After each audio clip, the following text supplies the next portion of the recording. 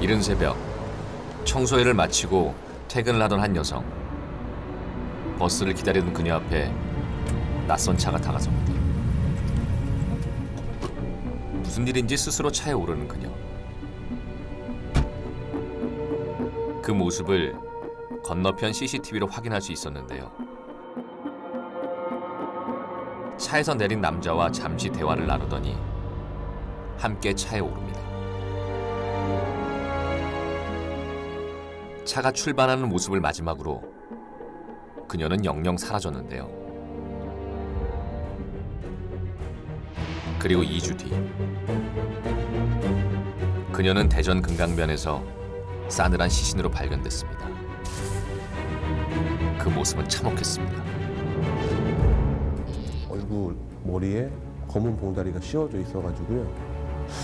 이게 보통 사건하고는 틀린 살인 사건으로 받게 됐고, 만약에 봉투로 인한 살인이라고 하면, 그 쪼임으로 인한 살인이라 하면 그 서서히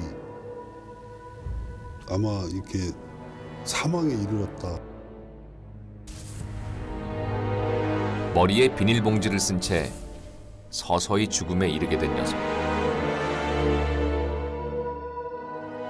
과연 8년 전 그날 그녀에게 무슨 일이 있었던 걸까?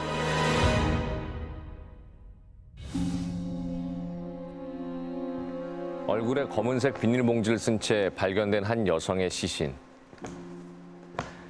2009년 2월 청주와 대전 두 도시를 발칵 뒤집어 놓은 이 엽기적인 사건은 셔츠와 바지 그리고 양말까지 반듯하게 신겨져 있었다는 점. 분명 누군가에 의해 살해를 당했지만 피해자의 몸 어디에도 큰 상처나 저항의 흔적이 발견되지 않았다는 점. 알면 알수록 미궁에 빠지게 되는 청주 검은 비닐봉지 살인 사건. 오늘 이 사건의 미스테리를 풀어줄 세 분의 전문가를 모셨습니다.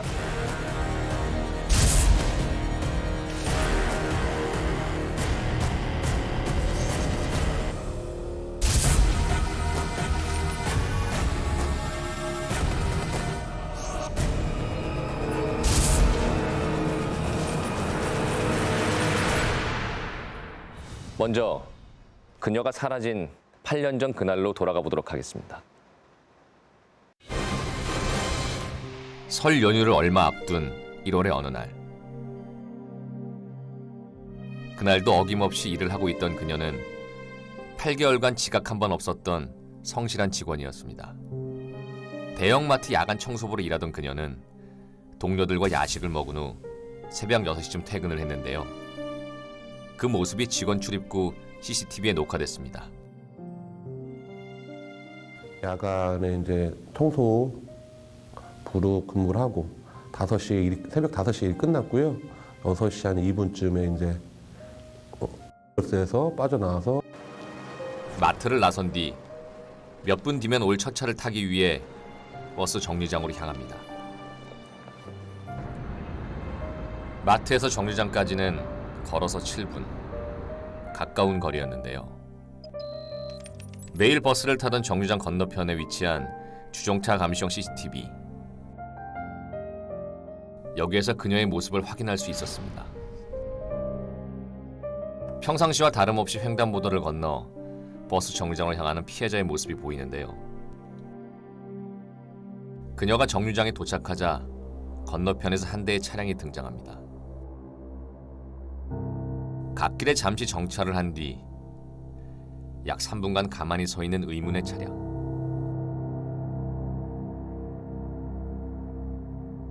잠시 뒤 서서히 움직이며 피해자에게 다가가는 것으로 보입니다. 버스를 기다리는 그녀 앞에 차를 세운 뒤 차에서 내려 말을 거는 모습이 보이는데요.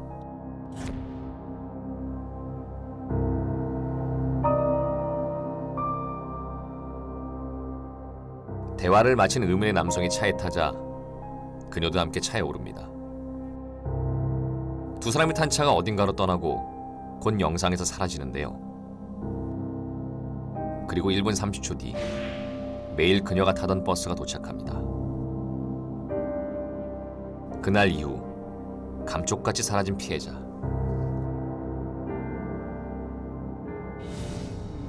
문제가 생긴 걸 가장 먼저 알게 된 건 남편이었는데요. 처음엔 아내가 친정으로 간 줄 알았다는 남편. 처갓집에 뭐 있어서 슬그머니 가고 친정에 가서 안 오는 줄 알았죠. 아니 여기 한 3일인가 얼마 있으니까 안 읽었어요. 안 읽었어요. 처남들은 제 연락을 하고 다 모여갖고 처남들이 안 그래도 납치된 것 같다고. 실종 후 3일이 지나서야 신고를 하게 되지만 그녀를 찾을 만한 단서는 나오지 않았는데요. 그로부터 열흘이 지난 후 2009년 2월 1일 청주와 대전을 잇는 현도교 아래 신탄진 금강변에서 그녀의 행방을 찾을 수 있었습니다. 인근 공장에 다니는 직원들 외에 간혹 낚시꾼들만 드나드는 이곳에서 실종된 지 2주 만에 발견된 피해자. 여기쯤. 그 애완견을 끌고 산책을 하다가 개가 풀숲으로 뛰어들어가서 쫓아가 보다가 개를 데리고 나오면서 그 시신을 발견했다는 거예요. 누군가 그녀를 살해한 뒤 이곳에 유기해 놓았는데요. 언뜻 싹 보니까 빨간 양말이나 빨간 내복이 쏙 보이더라고요. 그래서 다시 한번 딱 보니까 사람 같아. 발이요, 발. 발만 봐서 난 발만 얼굴을 못 보고 무서워서. 당시 신고를 받고 현장에 출동한 경찰들은 시신의 모습에 놀랄 수밖에 없었는데요. 피해자의 얼굴엔 다름 아닌 검은색 비닐봉지가 씌워져 있었습니다.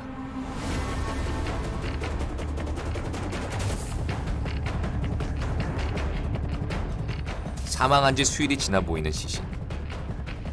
그러나 피해자가 입고 있던 옷과 양말은 모두 깨끗한 상태였습니다. 양말이나 아니면은 의류를 보더라도 지금 현장과 비슷하게 풀 아니면은 흙 이런 게 왜해서 훼손이 됐거나 그런 게 많이 묻어 있지가 않았어요. 거의 안 묻어 있는 정도였어요. 과연 그녀에게 무슨 일이 있었던 걸까? 시신을 수습한 경찰은 곧바로 부검을 실시합니다. 부검 결과 피해자는 목이 졸려 사망한 것으로 밝혀졌는데요.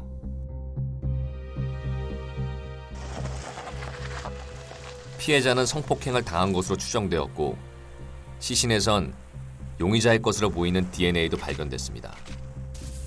그러나 시신엔 별다른 상처가 없었고 비닐봉지에 의해 목 졸린 흔적만 남아 있었는데요. 그 다른 게 사용되지 않고 봉지에 의해서 이렇게 비구 폐색에 의한 사망이다라고 하는 거는 국내에서도 이게 많지는 않거든요. 타살 사건 중에서는 자살은 많이 있는데 봉지를 씌워서 사망한 사건은 흔치 않은 사건입니다. 당황스러웠죠. 왜냐하면 이제 비닐봉지를 이용한 사건 같은 경우에는 대부분 이제 사체를 유기할 때 포장 용도로 많이 사용되는 부분인데 이 사건 같은 경우에는 포장이라기보다는 이제 범행 도구로 사용을 됐기 때문에 그런 부분들이 좀 당혹스러웠습니다. 더욱 놀라운 건 피해자가 살해를 당하는 긴박한 순간에도 별다른 저항을 하지 않았다는 겁니다. 오로지 검은색 비닐봉지 하나로만 이루어진 살인사건. 정말 가능한 일일까? 그러나 20년 경력의 법의학자 역시 이 시신의 모습에서 몇 가지 의문점이 든다고 말합니다. 우리가 지금 약동물이랄지 음주 정도를 보면 반항을 못할 이유가 전혀 없어요. 죽음이 임박해 있는데 반항하지 않을 사람 없거든, 본능적으로. 근데 왜 반항하지 못했을까? 이게 의아한 거예요, 지금. 또 그러면 반항하지 못하도록 누군가에 의해서 팔목이나 손목을 제압당했느냐, 그런 흔적도 없어요. 그러니까 반항도 못했고 어떤 타인의 2인 이상에 의해서 분담된 제압된 흔적도 없으면서 오로지 경박박과 비구피색으로 사망한 것만 남아있거든요. 이게 좀 희한하다는 거예요. 살해 도구이자 유일한 증거인 비닐봉지엔 지문 하나 남아있지 않았는데요. 남은 단서는 시신에서 채취한 용의자의 DNA뿐. 평범한 57살의 청소부를 잔인하게 살해한 범인은 누구일까? 8년이 지난 지금도 사건은 여전히 미궁에 빠져 있습니다. 자, 오늘 사건이요. 여러 가지 이상한 게 많은데요. 그중에서도 가장 궁금한 건 살인 도구입니다. 비닐봉지를 이용해 살인한다는 게 가능한 일인가요? 정상적인 신체 구조를 가지고 있고 정상적인 건강을 가지고 있는 사람이 두 사람의 싸움 속에서 비닐봉지로 일방적으로 이루어진다는 건 상당히 어렵습니다. 대부분 피해자하고 가해자하고 현격한 힘의 불균형이 있을 때 가능합니다. 예를 들어서 영아 살해 같은 경우 어린애들 또는 노인들 또는 성인이라 할지라도 약물이랄지 음주 정도 이런 상태, 무의식 상태에서 이루어진 것이 대부분이거든요. 근데 이번 건과 같이 57세 여자가 신체적으로 또는 여러 가지 영양 상태가 굉장히 양호한 상태에서 불가항력적으로 비닐봉지가 씌워지고 이것이 사망에 이르게 됐다라고 보기에는 상당히 어렵습니다. 사실 비닐봉지가 저에게도 한 2가지 정도의 생각할 거리를 던져주는데요. 이 피해자가 죽기 전에 씌워졌을까 아니면 후에 씌워졌을까의 문제인데요. 죽기 전에 만약에 이게 씌워졌다라고 생각을 한다면 말씀하신 것처럼 물리력에 큰 차이가 없는 상황이기 때문에 분명히 저항을 하셨을 것 같아요. 두 번째 생각할 거리는 과연 그냥 단순한 비닐봉지가 살해 도구로 충분히 사용될 수 있을까 하는 점인데요. 그렇게 비닐봉지가 튼튼할까요? 저명한 소견이 안면 우렬이라는 겁니다. 얼굴이 뻘겋게 돼 있다는 건데 이 소견은 사망할 때까지 지속적으로 어떤 형태로는 모기, 즉 경부의 혈관이 차단됐다는 겁니다. 따라서 이 머리에 비닐봉지가 씌워져서 사망한 게 아니고 비닐봉지가 씌워짐과 동시에 비닐봉지 입구에 의해서 입구의 봉지의 끝틀에 의해서 강하게 끈처럼 경부가 압박됐을 가능성이 있다는 겁니다. 이 비닐봉지에서는 범인을 특정질 만한 단서가 나오지 않았죠? 네, 현장에서 그 남겨져 있는 비닐봉지가 유일한데요. 그 비닐봉지를 수거해서 뭐 지문 감식 등 여러 가지 단서가 될 만한 것을 감식을 했습니다. 그러나 전혀 검출된 바가 없습니다. 아, 그렇다면 이런 유사한 사건이 있었나요? 2003년도에 발생한 강도 살인 사건이 있었습니다. 당시에 그 피해자를 살해 후 검은 비닐봉지로 얼굴을 가려서 유기한 상태였었는데요. 범인을 검거해서 신문을 해보니 그 범인과 피해자는 그 면식 관계에 있던 사람이었습니다. 살인을 의도하지 않았는데 어쩌다가 이 사건이 살인까지 진행이 됐어요. 근데 지인인데 그 미안한 마음에 사실 비닐봉지로 얼굴을 가렸을 수가 있고 무엇보다도 이 사건에서 면식범에 의한 범행이다라는 그 추측의 가능성을 높여주는 사항은 피해자가 용의자의 차량에 너무나 자연스럽게 탑승하는 그 모습이거든요. 그리고 실질적으로 한국에서 발생하는 살인 사건의 대부분을 보면은 아는 사람에 의해서 우발적으로 발생하는 사건이 많기 때문에 일단은 큰 그림 안에서 그렇게 면식범으로 보여지는 모습이 저는 많다고 보여집니다. 당시 경찰 역시 면식범의 무게를 두고 수사를 시작했습니다. 내리자 운전자가 내리면서 돌아가가지고 만나지도 않은 아줌마가 타잖아 스스로. 그러니까 아는 사람이지. 그죠? 아는 사람 아니면 탈 리가 없고. 스스로 차에 오르는 모습을 볼 때 두 사람이 아는 관계일 확률이 높다는 게 당시 경찰의 판단이었습니다. 그리고 또 하나. 그녀를 태운 차량의 이동 경로 역시 이를 뒷받침해 주는데요. 정류장에서 출발한 차가 CCTV에서 마지막으로 확인된 건 피해자의 집 쪽으로 향하는 모습.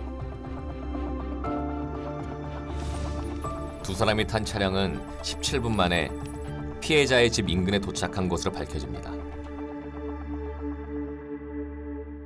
피해자를 집에 데려다 주려고 한 것인지 아니면은 이동하는 중간이 거기 피해자의 주거지 근처인지 그거는 지금 저로서는 추정도 할 수 없을 것 같고요. 근데 공교롭게도 피해자의 주거지 근처라는 게 휴대전화가 마지막으로 이제 오프된 장소가요. 그렇다면 그녀가 마지막으로 목격된 정류장에서 집까지의 거리는 얼마나 될까? 거리는 약 4.8km, 이동 시간은 약 12분 정도였습니다. 정류장에서 사라진 후 17분 뒤 강제로 꺼진 피해자의 휴대전화. 이 휴대전화의 마지막 위치 역시 그녀의 집 주변이었습니다. 그렇다면 범인은 피해자를 잘 아는 가까운 사람이 아닐까. 이를 바탕으로 경찰은 그녀의 남편부터 수사를 시작했는데요. 당시 부인과 사이가 좋지 않았다는 남편.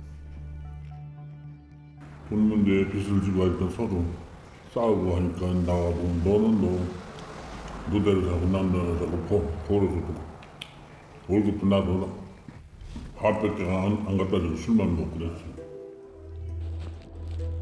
그러나 사건 당일 아파트 경비를 서고 있던 남편의 알리바이가 확인되었고 용의자의 DNA와도 일치하지 않았습니다. 용의자의 어떤 범인으로부터 저기 유전자가 확보된 그런 상태에서 유전자의 동일한 유전자를 찾기 위해서 우리가 수사를 한 거고, 예, 그런 작업을 계속 했던 거죠. 그래서 일치 않았다는. 예, 유전자가 일치하지 않으니까. 그렇다면 그녀의 직장 동료 중엔 의심되는 사람은 없었을까? 수사 당시 경찰은 피해자와 함께 일했던 청소부 직원들은 물론 그녀의 이름조차 모르는 직원들까지 전부 수사 대상에 올렸는데요. 마트에 종사하는 약 200명의 남성들의 DNA를 채취해 용의자의 것과 대조했지만 일치하는 사람은 찾을 수 없었습니다. 사건 사고에 대해서 이렇게 취재하시는 분이라도 많이 알고 계시겠지만 안 해본 게 없어요. 하다못해 그 청소하는 아줌마까지, 청소하는 아줌마 남편까지 다 구멍을 떴으니까. 당시 그녀의 주변 인물 중 놓친 사람은 없었을까? 그러나 동네 사람들에게서도 별다른 혐의점을 찾을 수 없었는데요. 시골에서 이사와 10년 가까이 이곳에 살았지만 그녀를 아는 사람은 거의 없었습니다. 누구만나 아는 사람 없어. 나 얘기만 들어서 그런지 알지? 네, 회사 다니고 그래서 잘 안 나오시고 주무시고 낮에는 주무시고 저녁에는 출근하고 그래서 별로 그렇게 얘기하는 사람 없어요. 도시로 이사 오기 전 고향 마을 인근에 살았던 피해자. 결혼 후 남편과 이곳에서 농사를 짓고 살았는데요. 그러나 마을에서도 용의자는 찾을 수 없었습니다. 우리는 이곳에서 그녀의 어머니를 만날 수 있었는데요. 안녕하세요. 그 다름이 아니고 저기 그 사고로 돌아가셨다. 예, 어떻게 찾았어요? 그 좀 찾고 있어요. 그래가지고. 여적지 그래 찾으실래? 그저께도 꿈에 그때 뵈더니 이렇게 오셨네. 그저께 꿈에 나오셨었어요? 예. 어떻게 나오셨던 거예요? 그전에 산인 걸 올라왔지 뭐. 다른 데로. 아휴, 지금도 참 가슴에 아파가지고 그냥. 딸의 죽음을 잊기 위해 일부러 창고 깊숙하게 넣어두었다는 앨범. 92살의 어머니는 오랜만에 꺼내든 사진첩에서도 단박에 딸의 얼굴을 찾아냅니다. 여기 있네. 여기.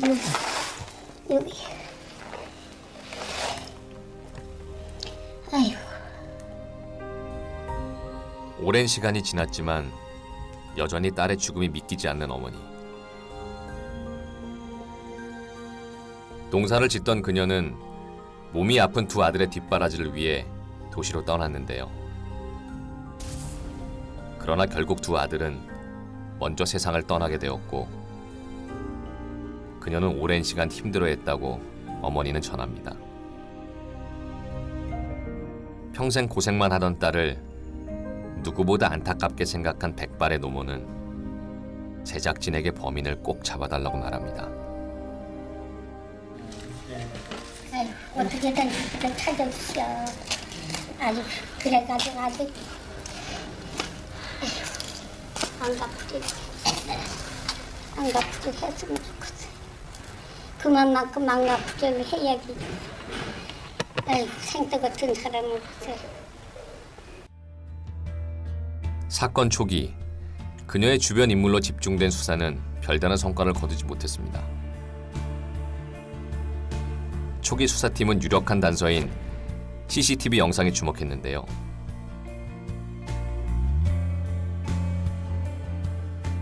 (2009년 1월 18일) 새벽 6시 CCTV 속에 등장하는 바로 이 용의 차량.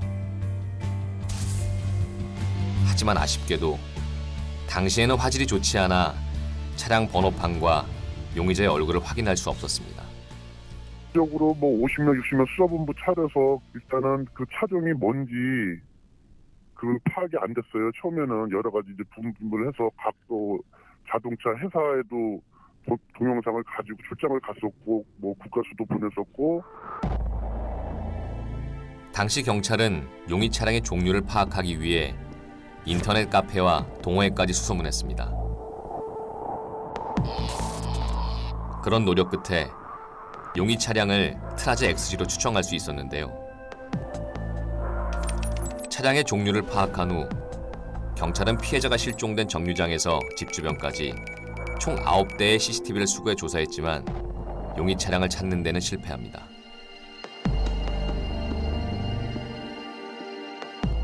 다음으로 시신 유기 장소 주변은 물론 인근 고속도로 CCTV까지 조사해 총 700명이 넘는 사람의 DNA를 채취했지만 용의자는 발견되지 않았습니다. 그 이유는 뭘까? 당시 경찰을 찾았는데요. 이기가 이제 15일인가 며칠 후에 이게 아마 발견이 돼서 그 당시 CCTV 그 용량이 작아서 자료가 남아있지 않고. 그 CCTV가 그러면 그 사체가 발견된 다음에 이렇게 확인을 하신 건가요? 그렇죠. 1월 18일 그녀가 사라진 후 3일 뒤 실종 신고가 되고 경찰은 마지막 목격 지점인 정류장 CCTV만 수거합니다.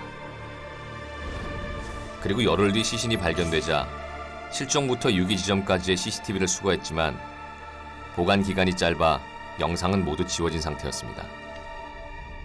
결국 경찰은 청주와 대전에서 트라제를 가진 전과자를 모두 수사했고 한 명의 용의자를 특정했지만 DNA 대조 결과 범인이 아니었다고 합니다.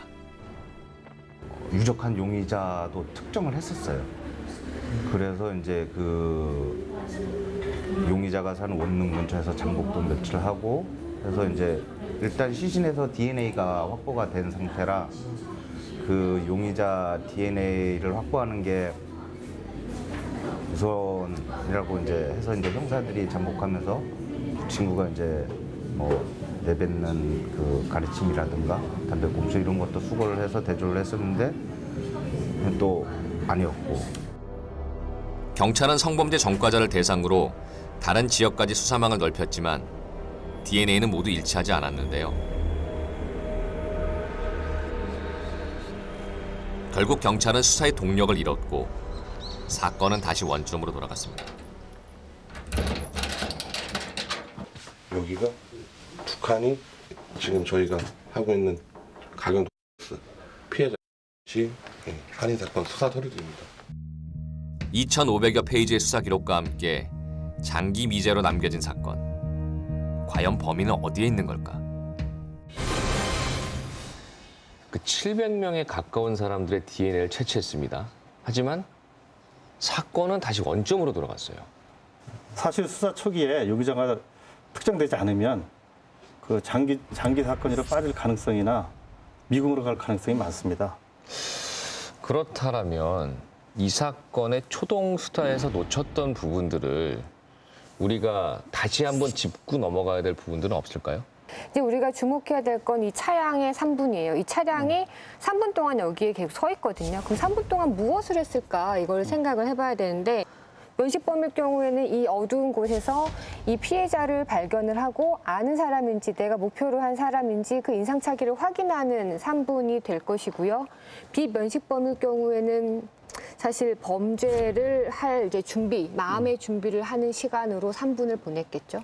이 피해받은 여성을 계속 주시를 하고 관찰을 해서 저분의 직장이 어떻다, 이제 한 생활이 이렇다, 몇 시에 나온다를 충분히 관찰을 한 뒤에 이제 노리고서 범행 대상을 노리고 산 거는 그렇죠. 아닐까요? 실은 어떤 누군가를 정확히 특정하지 않고 살인이라는 어떤 목적만 가지고 그 대상을 물색할 때 보면 저 정도 3분을 기다리면서 저 여성의 동료가 있는지 또 다른 어떤 것이 있는지 보고 주변에 접근하는 사람이 있는가를 보는 시간일 수도 있어요. 근데 통상의 뭐 이렇게 범죄자라면은 굳이 차에서 내려서까지 그 피해자의 접근을 해서 자기를 노출시키면서 위험성을 감수하면서 또 범인이 이 CCTV를 의식하는지는 모르겠지만 자기의 위험성을 노출하면서 내려서 대화를 해서 같이 타고 갔다는 것은 조금 우리가 다시 한번 생각해 볼 그런 개연성이 있지 않나 생각합니다. 그러니까 면식범이더라도 굉장히 가까운 사이는 아니고 가까운 사이 같으면 안녕하세요 그러면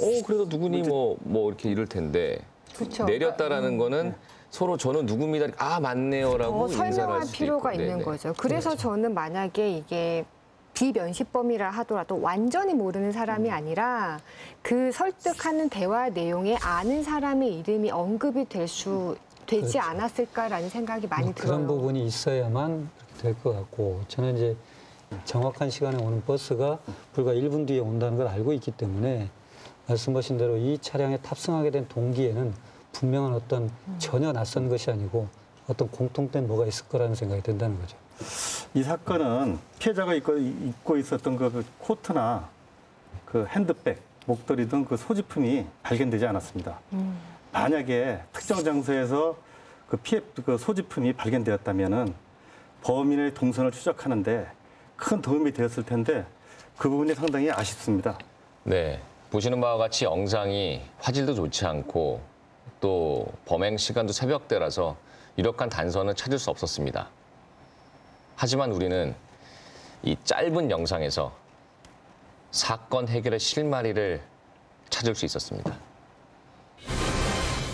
지난 1월 당시 프로파일러와 함께 현장을 찾았습니다. 갈 때도 많이 우거지고 나무들도 많이 자라고 이렇게 정비 사업 때문에 많이 변했어요. 지금 이쪽으로 보시면 돼요. 근데 와 보니까 정말 이렇게 너무 외져서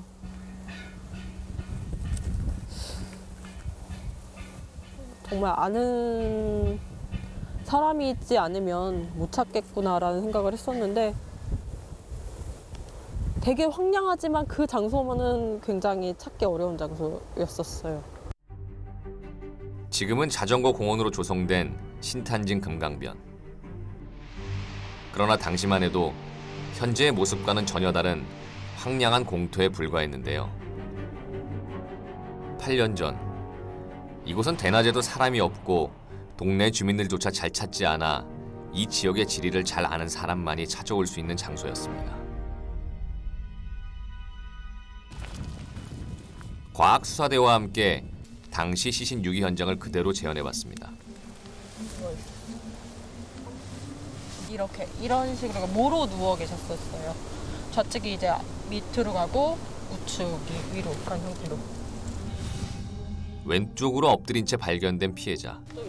대면부까지 이렇게 올라가 있던 상태였고 그로 인해서 오래된 상태로 여기가 지금 까맣게 햇볕에 탄 흔적이 있었고요. 그다음에 바지는 단추가 뜯어진 채로 이렇게 벌어져 있던 상태였습니다. 이 양말도 이렇게 신겨져 있었고요. 양말이 깨끗한 점을 봤을 때는 실내에 있었던 건 확실하고요. 그 실내에 있었던 그러니까 그 실내를 차량으로 추정이 되고요. 실내에서 그냥 차를 가지고 와서 이쪽에 이동을 해서 그 차량에서 그냥 끌어내린 걸로 보여지고 있습니다. 당시 피해자의 옷이 깨끗한 점으로 볼 때 범행은 분명 차량 안에서 이루어진 것으로 추정됐는데요. 그렇다면 시신은 언제쯤 이곳에 유기된 걸까? 당시 과학수사대는 시신 유기 시점을 파악하기 위한 실험을 진행했습니다. 현장에 비닐봉지와 의료품을 놓은 뒤 2주 동안 당시와 동일한 조건으로 재현해 옷에 쌓인 먼지와 빛에 의한 변색 정도를 비교해 보았는데요. 그 결과 놀라운 사실이 밝혀졌습니다. 비슷한 수준으로 나왔어요. 당일날 살해하고 사체를 유기했다는 가정을 봤을 때 그날 버려진 게 맞을 것 같다라는 생각을 했었습니다. 또한 시신에선 수화가 채 되지 않은 음식물이 발견됐는데요.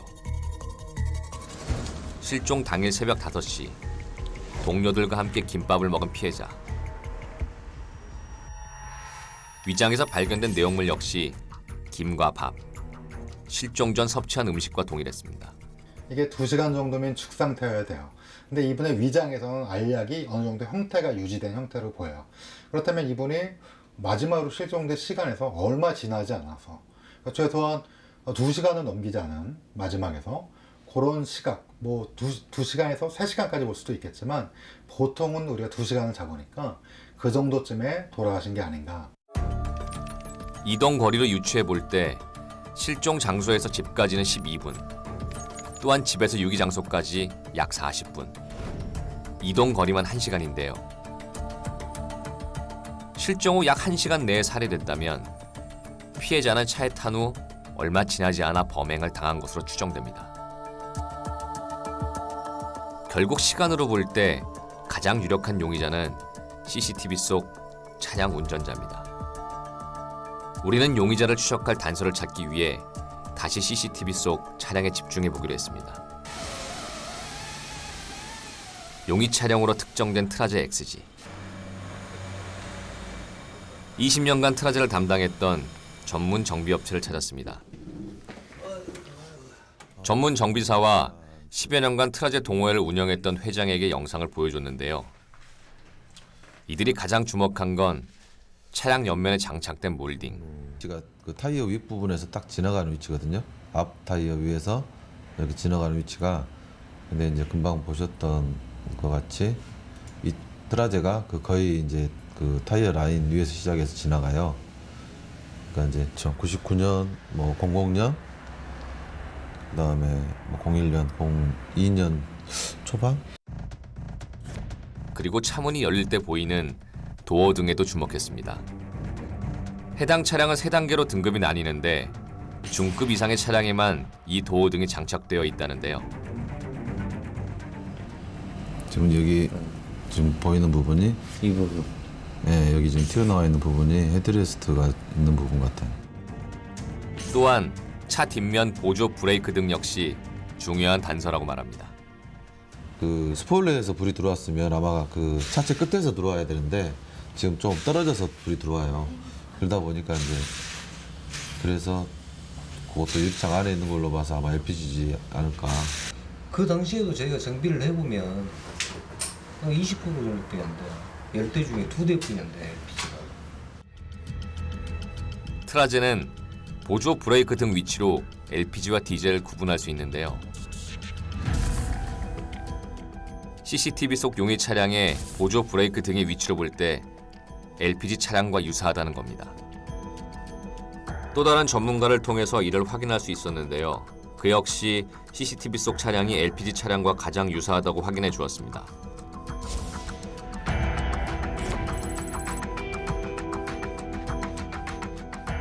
다시 말해 CCTV 속 차량은 짙은색 트라제 XG 2002년 이전에 출시된 LPG 중급 이상으로 확인되었는데요.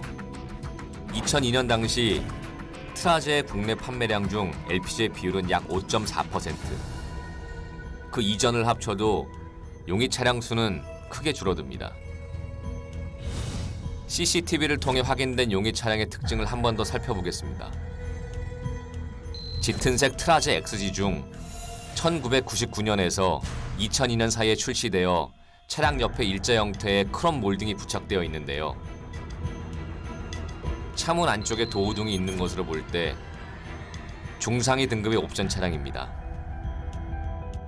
마지막으로 뒷좌석 유리창 안쪽에 보조 브레이크 등이 있는 것으로 보아 용의 차량은 LPG 차량으로 추정됩니다. CCTV 속의 용의자와 관련된 또 다른 단서는 없는 걸까? 우리는 실제 실종 지점에서 용의자의 키를 추정하는 실험을 진행했습니다. 현장에는 법 영상 전문가도 함께 했는데요. 그 위에 신호등 그대로 있는 거고요? 그거도 신호 약간 바뀌었겠죠? 그렇죠. 신호등도 바뀌었죠. 위치가 지금 달라서. 아니요, 차량 위치 지금 이쪽 아닌데. 미제 수사팀과 함께 사건 당일 영상을 참고해 동일한 위치의 카메라를 재설치했습니다. 8년 전 CCTV와 동일한 각도로 조종한 영상. 그리고 같은 기종의 차량을 용의 차량이 서 있던 위치에 세웁니다. 실험에 앞서 위성 지도와 3D 시뮬레이션을 통해 용의자가 서 있던 정확한 위치를 파악했는데요. 버스 정류장에서 용의자가 서 있던 곳까지의 거리는 3.1m. 현장에서 미제 수사팀이 직접 거리를 잰 후 실험 참가자들이 서야 할 위치를 확인합니다. 위성 사진으로 봤을 때 그 운전석에서 내린 남자로 추정되는 남자가 이 정도 거리에서 서 있었다는 걸 지금 일단 실험하기 위해서 지금 먼저 표시를 해놓은 겁니다.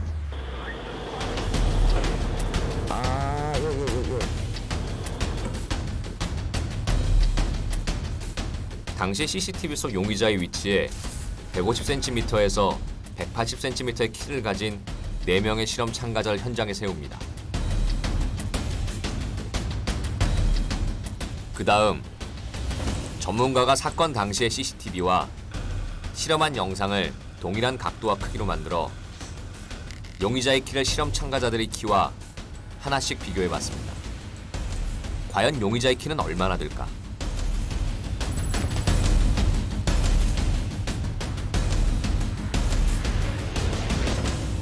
사진 계측 프로그램을 통해서 이 픽셀의 거리만큼 수치가 유사한지 아닌지를 실험하는 거거든요. 그래서 분석 결과 현재로서는 170 중반에서 170 후반대의 인물과 가장 매칭되는 것으로 확인이 됐습니다. 실험 결과 CCTV 속 용의자는 174cm에서 180cm 사이의 키를 가진 보통 체격의 남성임을 추정할 수 있었습니다. 또 벌써 8년이나 지난 사건입니다. 이 사건의 해결 가능성에 대해서는 어떻게들 보십니까?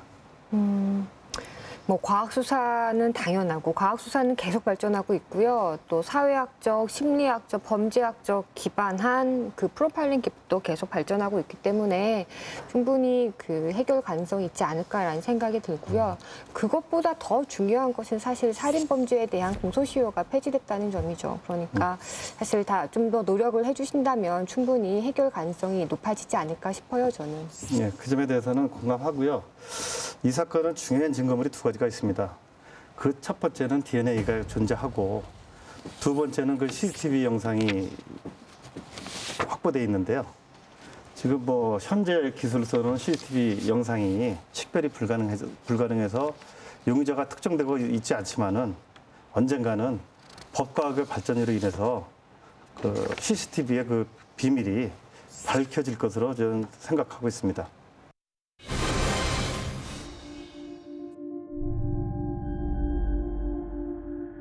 범인을 잡을 결정적인 단서가 될 수 있는 CCTV 영상. 이 영상 속에 피해자와 용의자의 관계를 추정할 만한 또 다른 단서는 없는 걸까?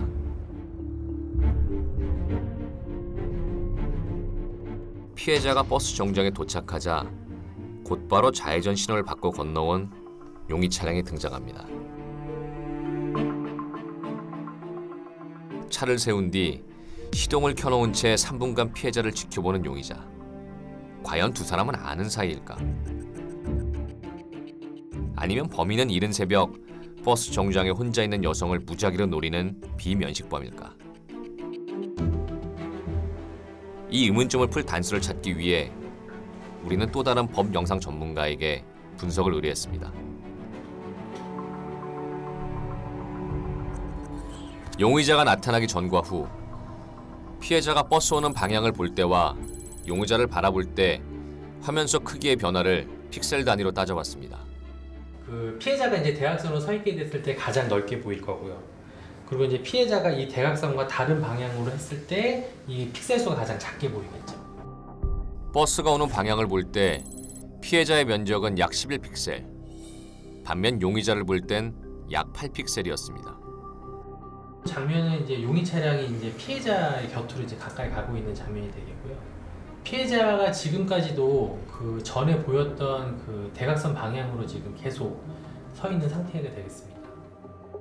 픽셀 크기 변화를 통해 당시의 상황을 재현해봤습니다. 용의 차량이 다가올 때도 버스가 오는 방향을 바라보던 피해자는 차에서 남성이 내리자 비로소 용의자를 바라봅니다. 지금 보면은 이렇게 보이네요. 지금 그 용의자가 지금 용의 차량에서 내리면서 피해자가 좀 더 정확하게 지금 용의자를 지금 바라보고 있는 것으로 보이거든요. 또한 남성을 보자 낯선 사람을 본 듯 뒤로 물러서는 피해자의 모습을 알 수 있었는데요. 이런 행동 패턴을 볼 때 두 사람은 서로 알지 못하는 비면식 관계일 가능성이 높습니다.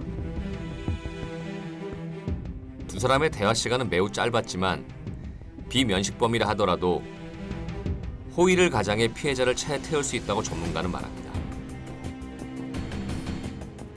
이 피해자가 범인을 보고 즉시 차를 안 올라타죠. 오히려 뒷걸음을 치면서 결국 뭔가 더 주춤주춤하는 반응을 사실 보인단 말이에요. 사실 아는 사람이라고 피해자 입장에서는 아는 사람이라고 생각지 않을 가능성이 훨씬 높아 보이는, 그렇기 때문에 비면식 관계일 가능성도 여전히 열려 있고, 차를 탄 후 누군가에게 변을 당한 뒤 싸늘한 주검이 되어 버려진 피해자. 그러나 여전히 풀리지 않는 미스터리. 바로 상처 없이 깨끗한 시신인데요. 부검 소견서 역시 결박이나 저항의 흔적이 없다고 기록되어 있는데요. 그 이유는 뭘까요? 그러니까 우리가 산소를 들이마시고 이산화탄소를 내뱉게 되는데요. 이산화탄소가 축적되게 되면 뇌가 약간의 그 의식저하 상태에 이르게 됩니다. 그러면 신체는 우리의 의지와는 상관없이 여러 가지 반응을 보이게 돼요. 따라서 이럴 경우에는 강제적 성폭행에서도 훼손이 없게 되는 경우가 상당히 많이 발견이 됩니다. 그 비밀은 바로 비닐봉지였는데요. 비닐봉지에 의한 질식으로 빠르게 의식을 잃어 저항이 어려웠다는 게 법의학자의 소견입니다. 거의 질식 그 상태로 극도의 이제 공포심을 느끼면서 그러면 이제 신체적으로 굉장히 긴장도가 높아질 가능성이 높은데, 그런 상황에서 이제 힘으로 제압을 해가지고 성관계를 맺고자 하는 욕구가 결국에는 지금 이 범죄의 범행 동기라고 봐야 되겠죠. 범인은 피해자를 질식에 이르게 한 뒤 성폭행을 하는 가학적 성범죄자의 특징을 가지고 있다고 추정됩니다. 이런 범인의 특성은 또 다른 비슷한 범행을 할 가능성이 매우 높다는데요. 8년이 지난 이 순간에도 범인은 우리 주변에서 또 다른 여성을 노리고 있을지 모릅니다.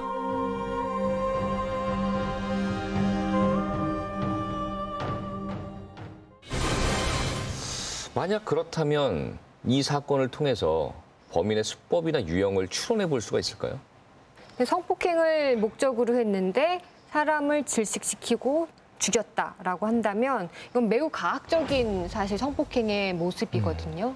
이게 의미하는 바는 만약에 이 사람이 계속 잡히지 않고 있다 한다면 이 사람은 유사한 범죄 유형과 수법으로 계속 이러한 범행을 저지르고 있을 수 있다는 가능성을 의미를 하고요. 그리고 이러한 가학적인 강간범들의 모습은 생각보다 의외로 많이 보통 사람의 모습을 하고 있어요. 정상적인 직장 생활을 하고 있을 수 있고 정상적인 가정 생활을 하고 있을 수 있고 너무나 평범한 모습을 하고 있을 수 있다는 거죠. 시간이 오래된 사건의 경우 더욱 수사하기가 어려우실 것 같은데 실제 수사하시는 입장에서 어려우신 점은 없으신지? 미제 사건 수사에 있어서 한계 부딪혀가 많이 있습니다. 그러나 새로운 단서나 시민의 제보, 증거 이런 게 접수됐을 때 우리 수사팀은 더욱 힘을 내서 수사에 활기를 띠게 되어 있습니다. 그만큼 시민 여러분의 제보나 단서가 저희들에게는 사건 해결에 실마리가 될 수 있는 결정적인 증거가 될 수 있습니다. 2009년 1월 18일 청주 비닐봉지 살인 사건의 제보를 기다립니다. 용의 차량은 검은색 트라제 XG로 1999년에서 2002년 사이에 출시된 LPG 중급 이상의 차량입니다. 또한 2009년 이전이나 이후 비슷한 차량에게 위협적인 일을 당하신 분이 있다면 제보해 주십시오. 피해자가 세상을 떠난 후 8번째 겨울이 찾아왔습니다. 지난 2월 1일은 이진숙 씨의 길이었는데요. 오랜만에 아내를 찾아온 남편은 말없이 물끄러미 쳐다만 볼 뿐입니다. 사진 한 장 없는 초라한 납골 땅. 경제적으로 넉넉지 못해 안 해본 일이 없었던 아내입니다. 그런 아내의 죽음이 남편은 자신 때문이란 죄책감을 지울 수 없다고 합니다. 내가 살면서 고생시킨 게 미안하지.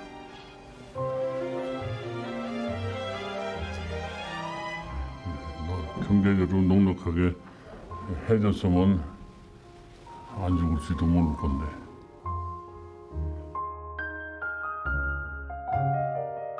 이제는 미안하다는 말조차 건넬 수 없는 아내. 가족들은 평생 잊을 수도 또 잊어서도 안 되는 상처를 안고 오늘을 살아가고 있습니다.